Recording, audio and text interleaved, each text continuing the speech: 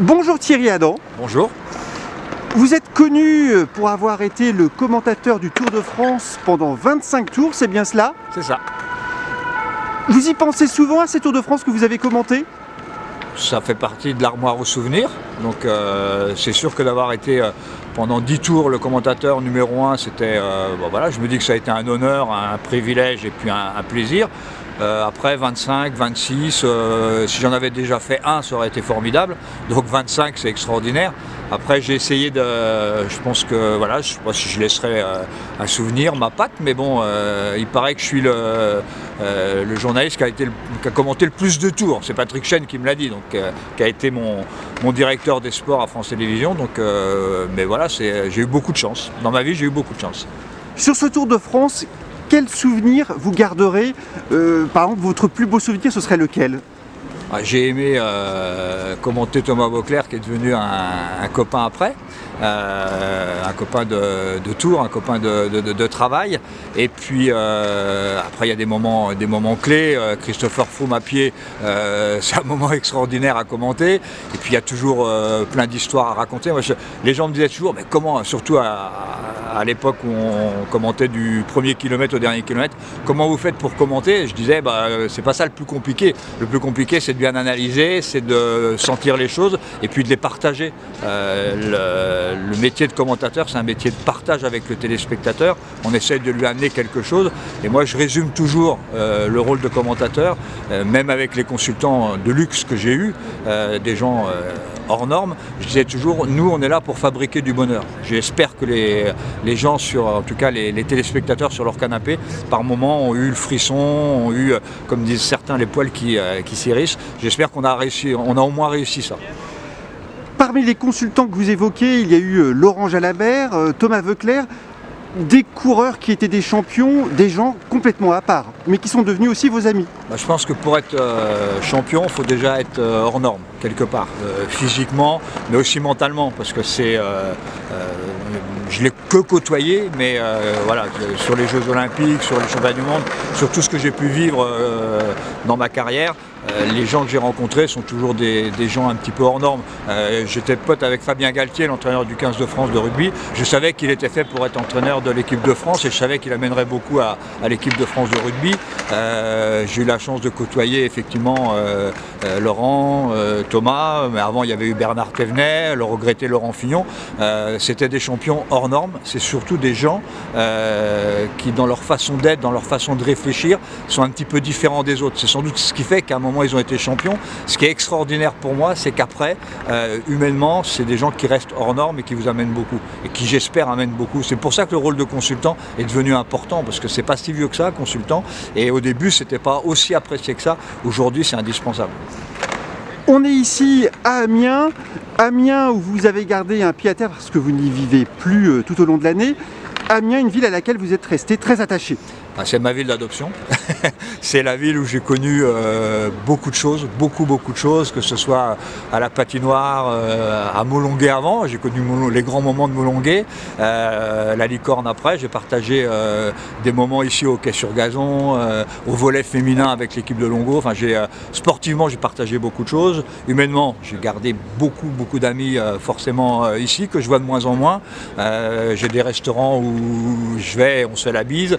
Et c'est ma ville d'adoption, c'est une ville que j'aime, c'est une ville à qui j'ai essayé de donner une certaine image quand j'étais à la télé. Tout le monde savait que j'étais amiénois.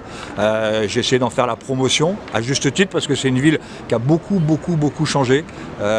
J'ai connu l'époque Gilles de Robien, qui était quelqu'un pour qui j'avais beaucoup d'admiration.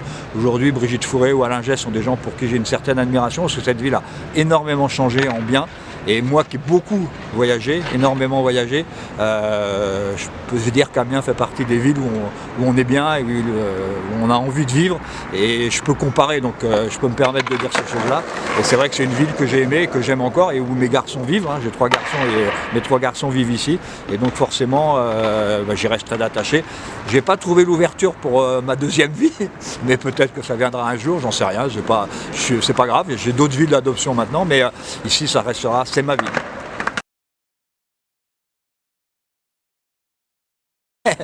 Mais moi j'ai eu la chance de tomber un jour à Moreuil. J'étais jeune, je devais avoir 25-26 ans. Et voilà, j'ai joué au foot surtout, mais ouais, si, j'ai connu le Café de Paris, j'ai connu, voilà, j'ai pas gardé beaucoup de relations parce que bon, c'était il y a longtemps, hein, c'était il y a 40 ans, un peu moins de 40 ans, donc on se perd de vue, mais bon voilà, j'espère que quand j'étais à la télé, alors, je sais qu'il y en a quelques-uns que j'ai revus, voilà, ça leur faisait drôle de se dire, on a joué au foot ensemble, on était dans le vestiaire ensemble, sa grande gueule des fois dans le vestiaire parce que j'aimais pas perdre, on la garde et tout. Puis aujourd'hui, voilà, j'étais à la télé, bon, j'étais déjà à la radio à l'époque, mais j'ai fait 3 belles années de foot à Moreuil avec des mecs vraiment sympas et puis partager l'existence d'un ancien grand footballeur, Serge Saint-Maxent, qui m'a beaucoup donné, que je vois de temps en temps encore, bon, qui commence à avoir de l'âge, Serge, mais Moreuil, ça a été une belle expérience sur le plan de footballistique et humain. Avant d'aimer le cyclisme, vous étiez un footeux. Et je suis toujours un footeux. pas un grand footeux, mais ça reste ma passion. J'aime le foot par-dessus tout. Je le regarde beaucoup à la télé. J'y vais encore régulièrement. Quand je reviens à Amiens, qu'il y a un match, j'y vais bien sûr. Je suis les résultats de Moreuil. Je suis les résultats de ma première équipe dans la Sarre. Je suis les résultats d'Amiens. J'aime regarder le foot à la télé. J'aime le foot par-dessus tout. Et je le partage avec mes garçons qui jouent au RC Amiens. Tous les 3 ensemble. Ils ont joué à Camon tous les 3 ensemble. C'était déjà pour un père de famille. C'était un moment, la première fois où je les ai vus, j'ai gardé la feuille de match. Et puis voilà, aujourd'hui c'est leur loisir, mais c'est sympa. Donc ouais, le foot c'est là où j'étais le moins mauvais. On va dire en sport, parce qu'après j'ai jamais couru dans un peloton, j'ai jamais fait d'autres sports, j'ai jamais joué au hockey sur glace, alors que je me suis occupé de hockey sur glace, mais c'est autre chose. Diriger, manager, c'est autre chose. Un autre nom qui est lié à vos souvenirs moreuillois, c'est celui de Philippe Gaumont.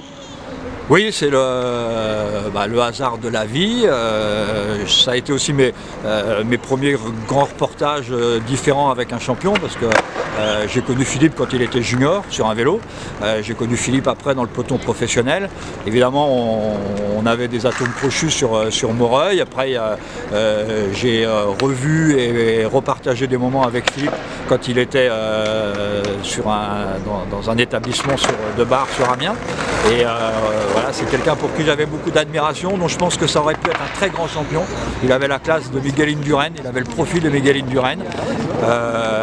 Voilà, Philippe est parti pour moi trop vite et c'est quelqu'un qui, malgré tout ce qu'on a pu dire, nous on en a discuté, je connais beaucoup de choses que je partagerai avec personne, mais on a joué carte sur table il y a des moments, on a fini des nuits très tard sur son bar à discuter, et voilà, c'est quelqu'un pour qui j'ai beaucoup d'admiration. Une dernière question, Thierry Adam, votre vie aujourd'hui, elle ressemble à quoi ? C'est la continuité de ce que j'ai connu, avec les voyages en moins, avec la pression en moins.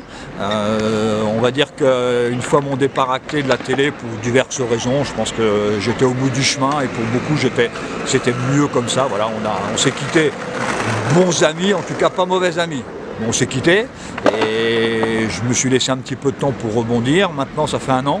Je pense qu'il est temps. Alors j'ai encore des activités, notamment d'organisation du chrono des nations aux Herbiers, où j'ai un pied aussi. Et la Vendée, une deuxième terre d'adoption. Mais j'espère ouvrir un nouveau chapitre. Alors ce sera dans le sport forcément, je ne sais pas sous quelle façon, mais j'aimerais rendre au sport ce que le sport m'a donné, le foot, le cyclisme, d'autres sports. Voilà. J'aimerais bien, j'ai quelques projets, je suis parrain du Team Vendée en vue des Jeux Olympiques de 2024.